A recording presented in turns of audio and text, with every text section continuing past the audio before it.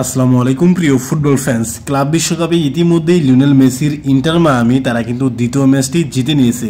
প্রথম ম্যাচটি আল আহলির বিপক্ষে 0-0 গোলে ড্র করার পর দ্বিতীয় ম্যাচটিতে মুখোমুখি হয় ইউরোপের অন্যতম সেরা টিম পোর্তোর বিপক্ষে।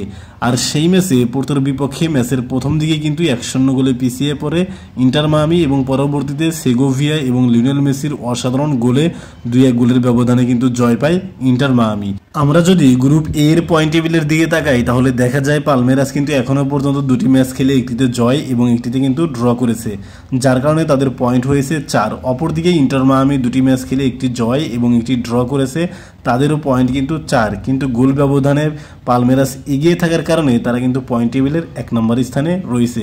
এই ম্যাচের দ্বিতীয় মিনিটে এগিয়ে যেতে পারত ইন্টার মায়ামি। লিওনেল মেসির পাস থেকে বল পেয়ে যায় ডিবক্সের মধ্যে লুইস সুয়ারেজ 1-1-এ কিন্তু গোলকিপারকে পরাস্ত করতে পারেনি, যার কারণে এই যাত্রায় পোর্তো কিন্তু বেঁচে গিয়েছিল। তারপর ম্যাচের যখন চতুর্থ মিনিট তখন অ্যালেন প্রতিপক্ষের একজন খেলোয়াড়কে ডিবক্সের মধ্যে ফাউল করলে পোর্তো কিন্তু ম্যাচের 8ম মিনিটেই পেনাল্টি পেয়ে যায়, আর সেখান থেকে স্কোর করেন সামু। গোলকিপার ওস্তারিকে কিন্তু দারুণভাবে পরাস্ত করে ম্যাচের 8ম মিনিটেই পোর্তো কিন্তু 1-0 গোলে এগিয়ে যায় সামুর পেনাল্টি কিক থেকে। তারপর ম্যাচের বয়স যখন 18 মিনিট তখন লিওনেল মেসির অসাধারণ ডিফেন্স ব্রেকিং পাসে ডিবক্সের মধ্যে বল পেয়ে যায় লুইস সুয়ারেজ।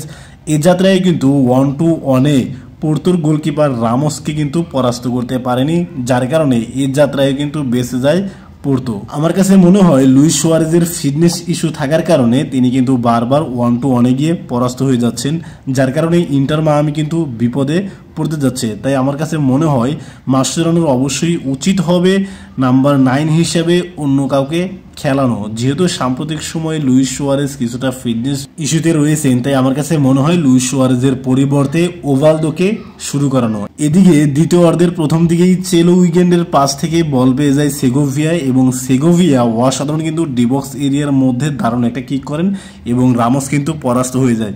অর্থাৎ ম্যাচের 47তম মিনিটে গিয়ে ইন্টার মায়ামি কিন্তু 1-1 গোলের সমতায় নিয়ে আসে। ম্যাচের বয়সে যখন 54 মিনিট তখন লিওনেল মেসিকে ডিবক্স এরিয়ার সামান্য বাইরে ফাউল করা হলে ইন্টার মায়ামি কিন্তু ম্যাচের 54তম মিনিটে গিয়ে একটা ফ্রি কিক পায় এবং সেখান থেকে লিওনেল মেসি কিন্তু অসাধারণভাবে ফ্রি কিকে গোল করেন। এই ফ্রি কিকে গোল করার মধ্য দিয়ে ইন্টার মায়ামি কিন্তু ম্যাচের 54তম মিনিটে গিয়ে 2-1 গোলের ব্যবধানে এগিয়ে যায়। পরবর্তী সময়ে আর কোনো গোল না হলে ইন্টার মায়ামি কিন্তু 2-1 গোলের ব্যবধানে জয় পায়। আর এই ফ্রি কিকে গোল করার মধ্য দিয়ে লিওনেল মেসি কিন্তু তার ক্যারিয়ারে ফ্রি কিকে গোল করলেন 68টি।